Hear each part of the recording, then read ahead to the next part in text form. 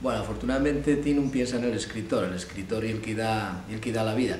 De alguna manera el escritor sería como el dios pa él, y todo está bien que non piense en él y que non empiece a facer ni ningún tipo de iglesias ni de estructuras destas mitolóxicas. Entón está bien que se olvide completamente del escritor y a que viva la vida. Mientras que el pintor sí, porque el pintor de alguna manera el que está ahí haciendo, el que está poniendo ahí esos colores, esos dibuixos, y bueno, está bien, y un xuego entre uno y otro.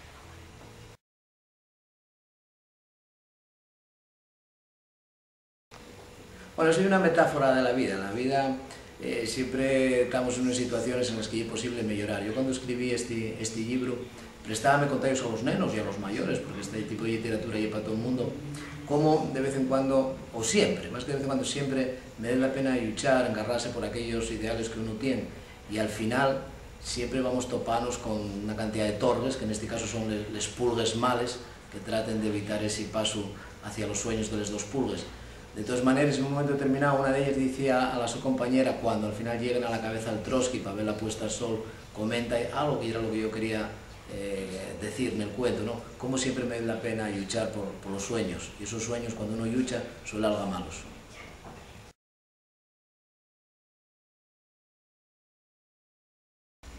Bueno, la lluna es tan mágica, yo estoy seguro que desde la primera vez, la primera noche que el hombre vio esa lluna en mitad del cielo, sintió esa magia, ese espelurciarse permanente, porque es como el gran huello blanco que nos mira, y es magia permanente. Todavía va bien poco, vi yo la lluna aquí por Sisión salir detrás de las casas tan grande, con un gran plato yechi, y no me pude espelurciar porque no tengo mucho pelo, pero si no, estoy seguro que me habría espelurciado. La lluna es la magia, y siempre será.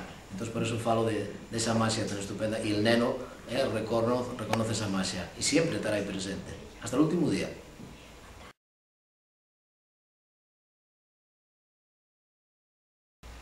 Telva agora mesmo ya medrou e probablemente está de botellón pola zona Cangas, que é donde yo imaginariamente Cangas de Narcea, donde yo imaginariamente la situara.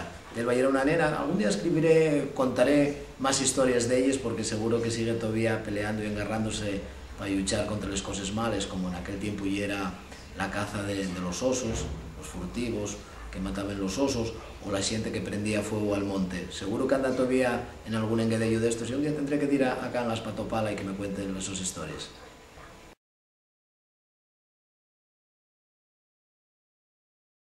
Bueno, non puedo valorarles porque, voy a decirte la verdad, nunca me llevaron a un colegio a falar de los libros en asturiano. Sí que me llevaron a falar de libros escritos en castellán, y una experiencia estupenda, una experiencia de contacto entre los nenos y el escritor. Foméntase la lectura, conocen que el escritor non é un ser extraterrestre, sino que é alguien de carne y hueso, con lo cual ellos traten de imitarlo, y ahí salen nuevos escritores. Pero desgraciadamente, dado la política que estamos teniendo, como ya es la situación actual, creo que nunca todavía me invitaron de una escuela a que fuera a hablar a los nenos de un libro mío. Entonces, realmente la situación, bueno, indica un poquitín cómo está la situación y por qué se venden tan pocos libros en asturiano últimamente. Últimamente no, de siempre, para que vamos a engañarnos.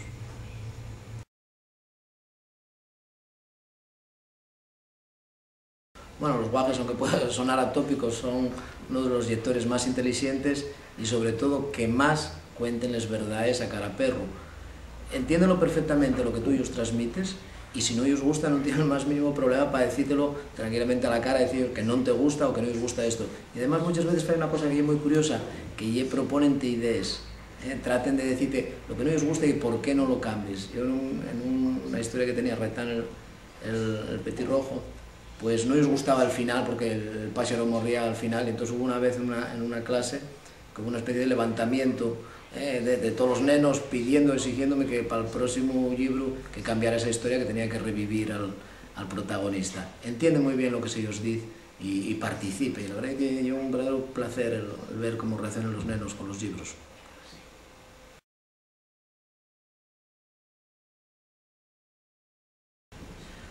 Bueno, desgraciadamente no se promociona todo lo que se debiera, y sobre todo lo que se necesita, pues con una lengua como la nuestra, que es una lengua a piques de desaparecer, a piques de perderse para siempre, y eso es una gran pérdida a nivel mundial, ya no estamos ni siquiera hablando de Asturias. Perder una lengua y perder unas señas de identidad y perder una cultura que ya nunca más ve recuperarse.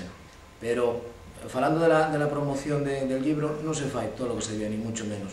Pero yo non quisiera culpar solamente a los políticos, que tienen mucha culpa de ello, sino y la sociedad entera, entamando por mí, como personaje de esta sociedad, hasta que el asturiano de a pie non se mentalice lo que se puede perder, hasta que non se mentalice de lo que vale el asturiano y non lo promocione él en casa, falando con Sofío, non lo promocione él comprando libros de una batalla que tenemos perdida. Da igual que los políticos fagan mucho, que repito, que non lo faen todo lo que podían, pero y la sociedad nuestra, la sociedad asturiana, los que tenemos que cambiar este chip y concienciarnos de lo que se puede perder con la desaparición del asturiano.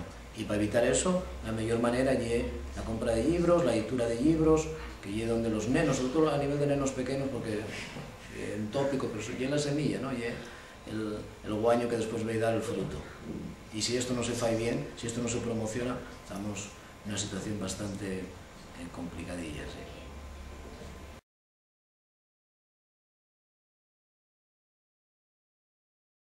Bueno, a mí este tipo de sentencias siempre me fai mucha gracia, porque siendo verdad también justo lo contrario puede ser verdad. De todas maneras, lo que sí es cierto es que cuando un está leyendo un libro, cuando un está, yo ahora estoy hablando como lector, no es el miedo a la intromisión en tu propia personalidad, sino que tú seas capaz de comprender lo que ese escritor te está diciendo, la experiencia que él te está transmitiendo, y que tú la asimiles en función de tu propia vida. Por eso se dice muchas veces que hay un escritor, pero que hay miles de lectores que van a transformar ese libro en miles de experiencias diferentes. Eso es lo guapo de la literatura, que frente a un libro, al final salen miles de libros porque cada uno transforma, ¿no? Con la su propia vivencia, la su propia experiencia. Y eso es muy guapo y positivo, claro. Pero bueno, eso de las sentencias, ya te digo, muchas gracias porque puedes decir justo lo contrario y también es verdad.